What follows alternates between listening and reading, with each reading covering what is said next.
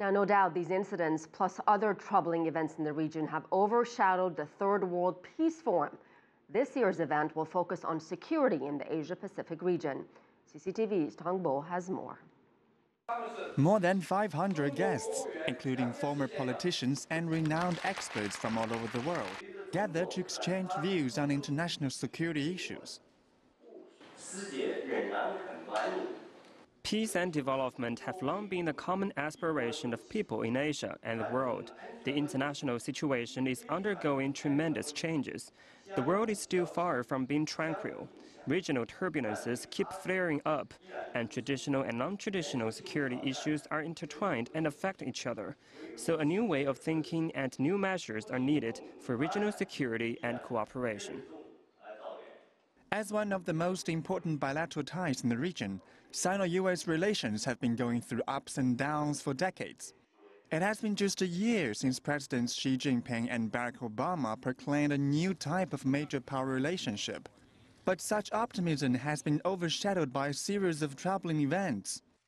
Last month, the U.S. indicted 5 Chinese military officers for cyber crimes, and U.S. Defense Secretary Chuck Hagel acted tough on China during the Shangri-La dialogue in Singapore, saying China disrupted regional security in the South China Sea.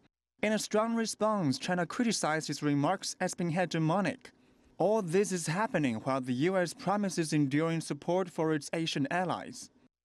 I would argue that America's relations, presence, and bilateral security relations in Asia have been a force for stability. I also think it is important for the United States and China to develop this new model of relations, to be very conscious about avoiding the historical trap of conflict between an emerging power and an established power. The soured mood has been treated as more than the usual ups and downs of big power relations.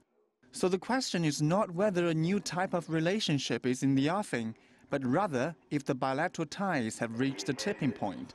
No, I think the relations have they have their ups and downs, as relations among all states do.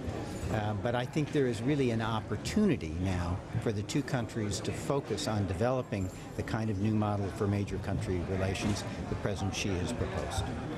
After rounds of talks and pledges for more cooperation, trust remains a major issue between China and the U.S.